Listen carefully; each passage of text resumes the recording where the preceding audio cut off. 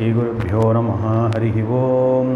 Shuddhaspadiga Sankasham Shuddha Vidya Pradayakam Shuddham Purnam Chidanandam Sadashivam Shaye Shankarupena Machittam Pankikritam Abhodhyaya Kim Kariyasya Samaya Shankaracharya Mashraye Sadashiva Samarambham Shankaracharya Madhyamam Asmadacharya Paryantam Vande Guru Paramparam Bharati Karunapatram Bharati Padabhushanam Bharati Padamarudham Bharati Tirthamashraye Vidya Vinaya Sampannam Vitaragam Vivekinam Vande Vedanta Tattvabodha Vidhushekara Bharati Mala Sudha Kumbha Vibhoda Mudra Vidya Virajat Karavarijata Apara Karunya Sudhamburajim Sri Sharadambam Pranatosmi Nityam Om Vasudevendra Yogindram Natva Jnanapradam Gurum Mumukshunam Hitarthaya Tattvabodho Vidhiyate. The author defined Tattvabodha as Atma, Anatma, Viveka Jnanam, that is, the discriminative knowledge of Atma and Anatma. He briefly defined Atma as Satyam and Anatma as Mithya. Satyam means independently existent, and Mithya has no existence of its own. That is, it borrows existence from Satyam. After this brief definition, the author has entered into the study of Anatma, so that we will know more about Anatma, what is Anatma, so that later we will know what is Atma. Because to understand Atma, we need much more knowledge. We all have experience in dealing with Anatma. Therefore, author decided to explain what are all the Anatmas around us, so that it is easy for him to explain to us what is Atma. For the convenience of our study, the Anatma has been subdivided into 11 items.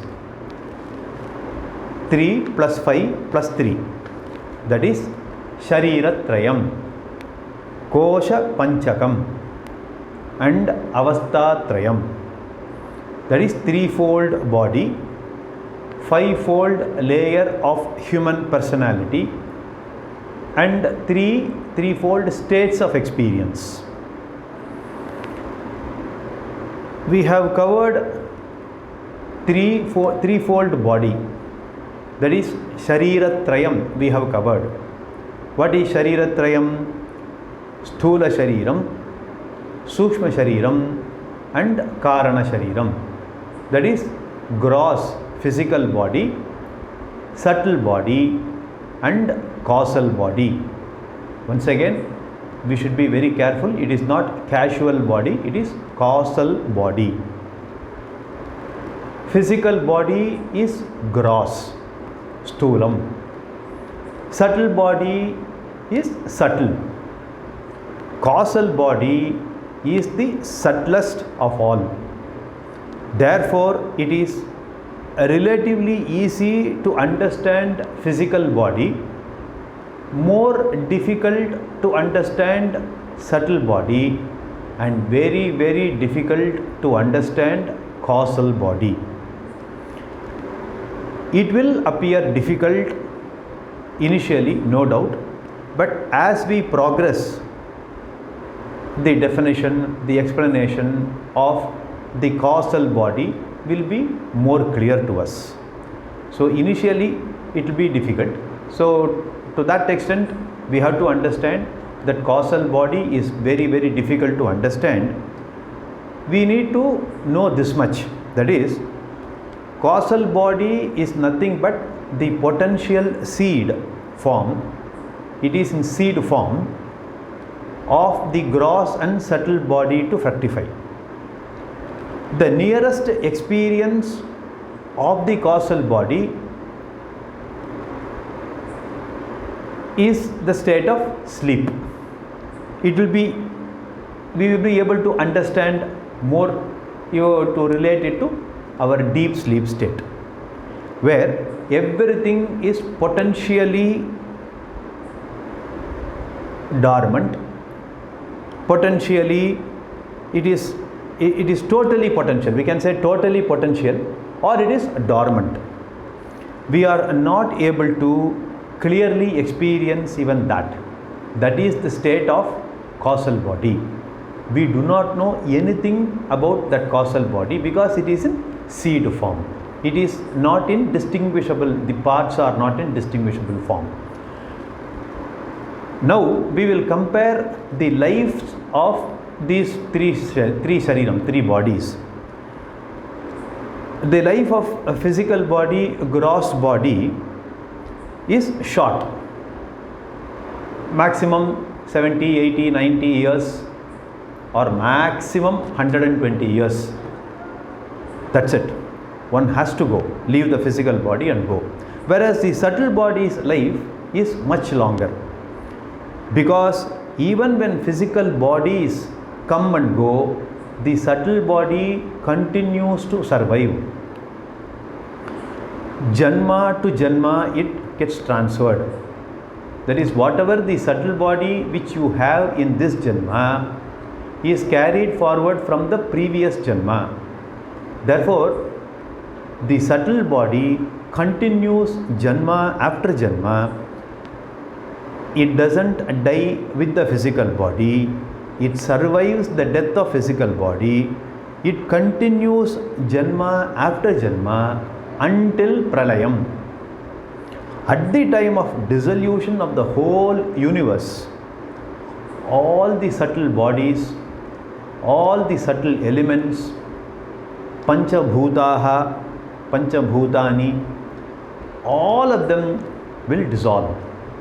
Therefore, the subtle body or the Sukshma Shariram has one Srishti lifetime, one Srishti duration.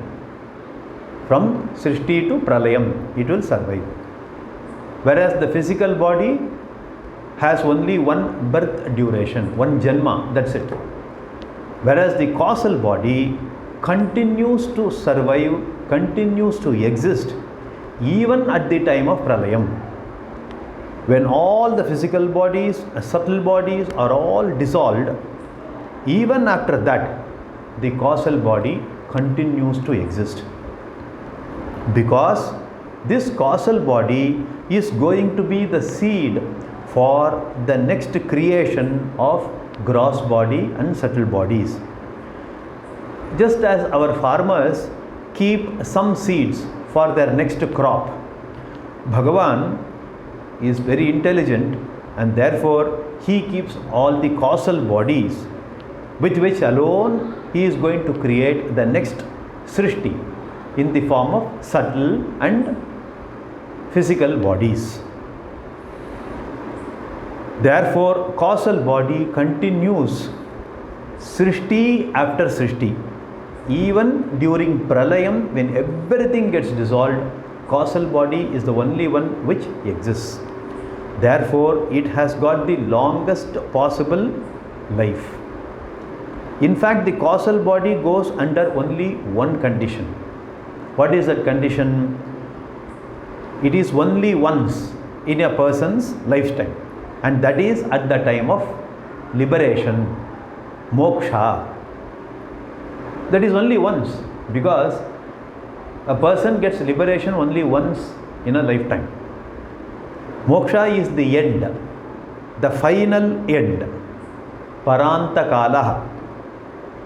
In Upanishad it says, Te brahma loketu paranta kale paramritat parimuchanti dhiraha. That's what it says. So those wise people, at the time of their final death, that is Videha Mutti, they become free from Stula Shariram, Sukshma Shariram, and also the Karana Shariram. That is, he becomes free of physical body, subtle body, and causal body only once at the time of Videha Mukti for a Jnani. So everything is gone. We know the duration of lifetime. So if I ask you a question, when does the Atma go? What is the duration of Atma? When does Atma die? If I ask a question, the answer is Atma never dies. You remember the definition of Atma?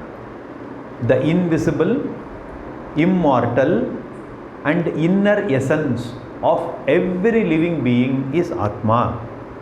Being immortal, it is eternal, it is Satyam, it never dies. This is the relative longevity of the three bodies. Sharira Trayam is over with this. Now we will go to the next topic, which is Avastha Trayam. The author takes up Avastha Trayam. Kosha Panchakam, he will define it little bit later. Therefore, we will see Avastha Trayam now. The student asks a question, Avastha Trayam Kim? For which the Guru answers, Jagrat Swapna Sushupti Avastha, he defines. Hey Guru, I have understood what Sharira Trayam is. Stula Shariram, Sukshma Shariram, Karana Shariram, I am very clear. Now, please explain to me what is Avastha Trayam. What is the threefold states of experience? For which the Guru answers in the following way. Jagrat Swapna Sushupti Avastha. That is, the threefold states of experience are Jagrat Avastha, that is, waking state of experience. These are all states of experience. Waking state of experience. Then Swapna Avastha, dream state of experience. Then Sushupti Avastha, which is dreamless, deep state of experience. Even though we all know what are these states of experience, because we are going through every day, the author defines all these three states of experience, because Shastram means nothing should be taken for granted. Nothing is left to our interpretation. Everything is very clearly defined. That is our Shastram. Now the author goes to explain Jagrad Avasthakhya. What is the waking state of experience? For which the teacher answers, Shrotradi Jnanendriyaihi Shabdadi Vishayaischa Nyayate Iti Ya Sa Jagrad Avastha Sthula Sharira Abhimani Atma Vishwa It Uchyate. This is what the answer given by the teacher for what is Jagrad Avastha. Sa Jagrad Avastha. That experience is called the waking experience. Ya Nyayate, which is experienced with the help of interaction between two factors. That is, an experience which is born out of the interaction between two factors. What are the two factors? We will see. Shrotradi Jnana Indriyaihi. One factor is the sense organs of knowledge. Jnanendriyam. What are the Jnanendriyams? We have already mentioned Pancha Jnanendriyam. What are they? The eyes, the ears, the nose, the tongue, and the skin. These are the sense organs through which knowledge is taken inside, gateways of input. Sense organs alone, they cannot generate experience to us. In order to have experience, we need to have another factor. What is that? We need to have corresponding sense objects. The sense objects are also divided into fivefold. Shabdadi, in the form of Shabda, Sparsha, Rupa, Rasa, Gandha. That is world of sound. Shabda, the object, means the world of sound contacted by what are the indriyam? What is indriyam? It is ears. Then world of sparsha, world of touch, contacted by the skin. Then the world of rupa, forms and colors, contacted by the eyes. The world of taste, contacted by the tongue. Then the world of touch, that we have already covered. The world of smell, which is contacted by the nose. So, very, very well defined scheme in the creation. What a beautiful way of creation. Now, we have to really understand, to appreciate the beauty of this creation. Sense objects are fivefold, and sense objects are also fivefold. This Indriya group and Vishaya, that is organ group, and objects group, they both interact to create experience. During the deep sleep state, the sense organ group, they are resolved. They are not functioning. They are withdrawn. They are resolved. That is why even though the whole world continues around us, but for the sleeper, there is no experience. Suppose you go to a music hall, music program, and in the middle of the program, you doze off. You just take a quick nap. You go to sleep. Then what happens? People around you keep listening to the music. The music program continues, but the musical experience, as far as you are concerned, ends. Because one of the complementary pair, there is sensory group, that is your ears, is at rest. Therefore, you are not able to enjoy the music. Therefore, by the interaction of the sense organ and the sense object, all are external objects. All these sense objects are external sensory objects, whereas in the dream, all are internal objects. Therefore, we have to add the sense objects, means external sense objects. External to what? External to physical body. Fivefold sense objects which we saw. When they interact, that is sense organs and sense objects, both of them interact, we have wonderful experience or miserable experience. Entire waking state is a series of pleasures and pains, both leading to further action, reaction, like kama, krodha, moha, lobha, mada, matsarya. All these emotions are based on this interaction between the sense objects and the sense organs. If this interaction is not there, we will not have emotional experiences. Even worry about future will not be there. Therefore, the interactions as well as the interaction based experiences or interaction based reactions, all of them come under Jagrad Avastha. If I have to experience the Jagrad Avastha, the sense organs must contact the sense objects, which we saw.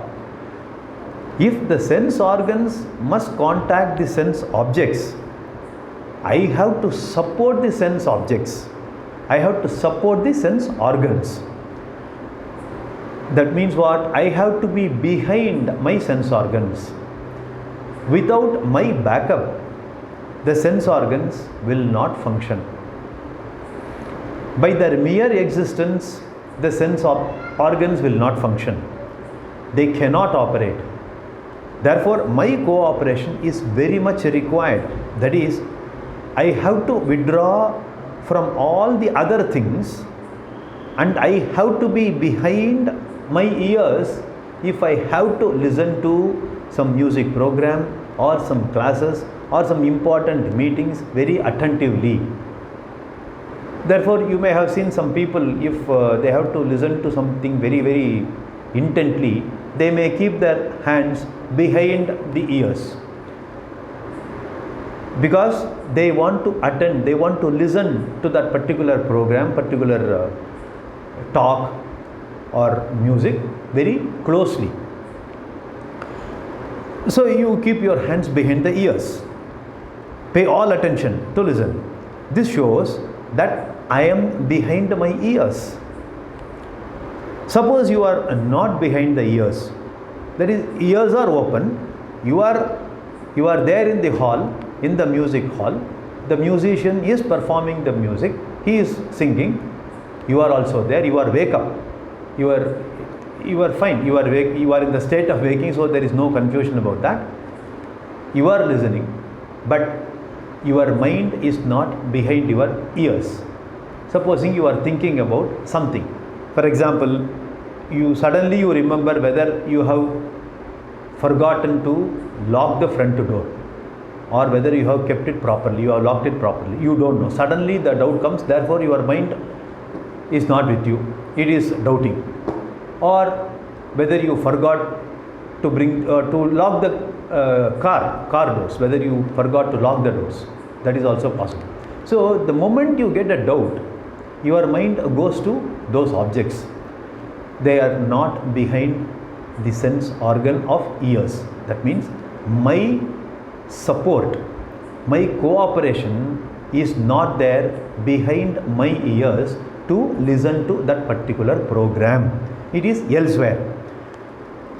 So if your mind goes elsewhere, if your backup is not there, that particular sense organ cannot function.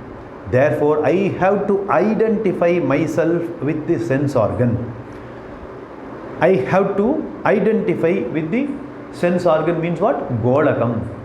Golakam is the physical part of the Indriyam.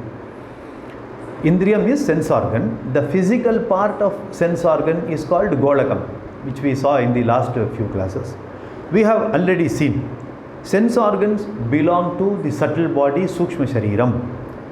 Whereas, for example, the ears, it does not mean, when I say ears, I do not mean the physical ears. When I say ears, it means Indriyam, the invisible power of hearing, the Shakti is Indriyam. But if that Indriyam has to operate properly, then I have to fully cooperate behind the physical part belonging to the Indriyam, that is listening power, which is behind the ears. So I have to concentrate, I have to be fully attentive to the ears, because through the ears only I am going to listen. So the Shakti of hearing is called Indriyam. Whereas it is where is it located? It is located in the Golakam, in the physical part. If I have to operate through the Indriyam, I have to identify with the particular Indriyam.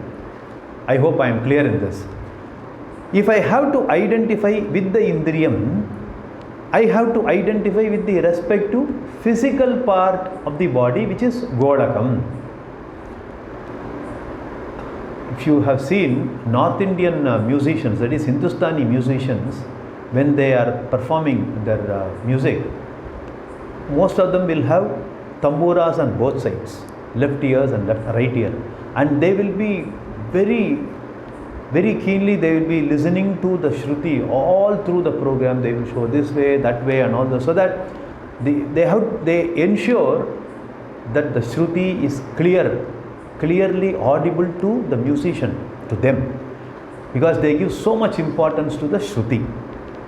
So they keep their hands also, like that only they listen to the Tambura Shruti behind them.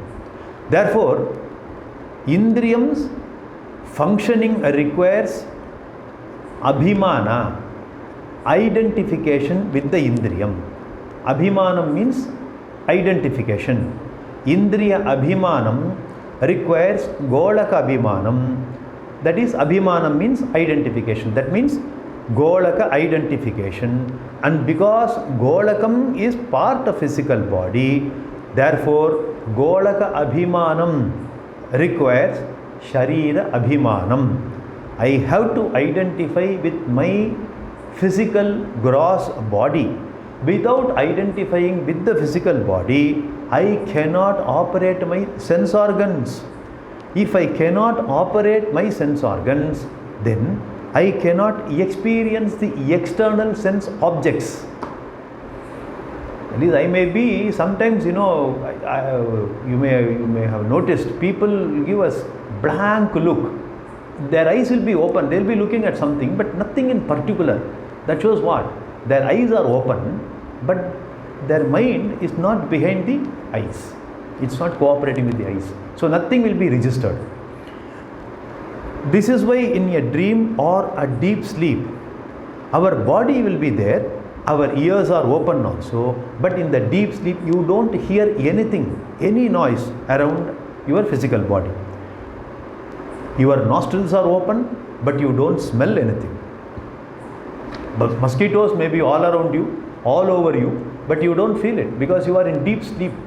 So you don't feel at all. Therefore, waking state requires Sthula Sharira Abhimanam, identification with the physical body.